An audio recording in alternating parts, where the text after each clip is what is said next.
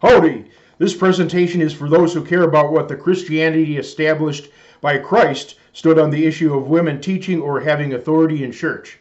First, the claim that since Priscilla in Acts 18:26 taught a man, she was a rightful church authority. However, modern translations changed the passage to make her be mentioned first, while in the reliable King James Version, her husband Aquila is mentioned first. He is also mentioned first in the original Greek underlying text. Besides, they took a single man aside privately, and nowhere in Scripture does Priscilla have any say-so apart from her husband. 1 Corinthians 14:34-35, Let your women keep silence in the churches, for it is not permitted unto them to speak, but they are commanded to be under obedience, as also saith the law. And if they will learn anything, let them ask their husbands at home. For it is a shame for women to speak in the church. The word speak was translated from the Greek word lalio, which only means to talk or utter words. This is the same underlying word used in Acts 2:29, 1 Peter 4:11, James 1:19, 3 John 14, and many others. And if it meant chatter or be otherwise disruptive, it would have said that congregants as a whole shouldn't speak, instead of singling out women. 1 Timothy 2:11-12. Let the woman learn in silence with all subjection. But I suffer not a woman to teach, nor to usurp authority over the man, but to be in silence. Interesting facts. 100% of those who accept same-sex marriage accept women teaching men and women church leaders, and 100% of those who oppose women teaching men and women church leaders also oppose same-sex marriage. They are both issues involving gender. Now for some early church fathers. Tertullian, circa AD 198.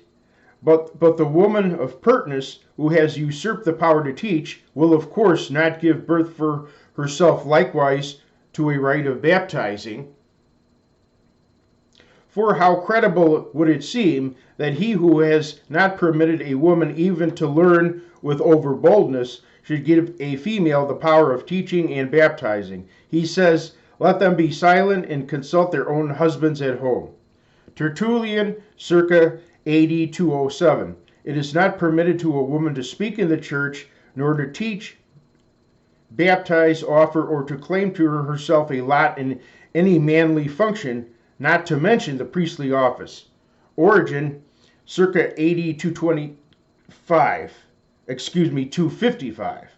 Men should not sit and listen to a woman, even if she says admirable things or even saintly things. That is of little consequence, since it came from the mouth of a woman. Synod of Laodicea, AD 343-381.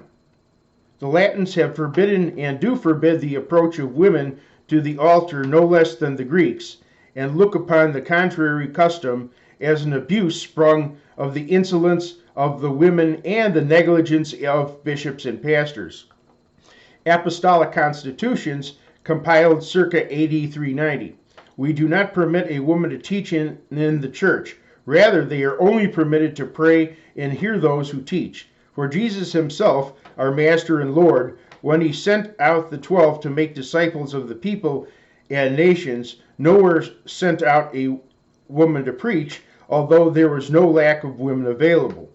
Apostolic Constitutions, again. As for women baptizing, we let you know that there is no small peril to those who undertake it, for it is dangerous, or rather wicked and impious. For if in the foregoing constitutions women have not been permitted to teach, how will anyone allow them to perform the office of a priest? For such is not one of the institutions of Christ, but is one of the ignorant practices of Gentile atheism. For they ordain women priests for the female deities. Quinisex, Canon 70, AD 692. Women are not permitted to speak at the time of the divine liturgy. What about women prophesying? Privately, not in church, and with a man having the authority to interpret and or verify it.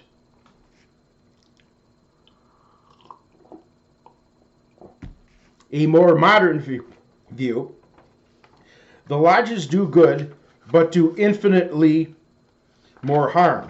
So it is with women preachers. They do good, but how much harm they do. First, the rise of women preachers has meant the rise of multiple sects with false doctrines of every kind. The Fox sisters in Spiritism, Mrs. White in Seventh-day Adventism, Mary Baker Eddy in Christian Science, Mrs. Fillmore in Unity, Amy Semple McPherson and the so-called Foursquare Gospel, the vast number of women preachers with the blight of sinless perfection doctrine, radical emotionalism, trances, overemphasis on healing that leads thousands to despair after false pretenses to healing.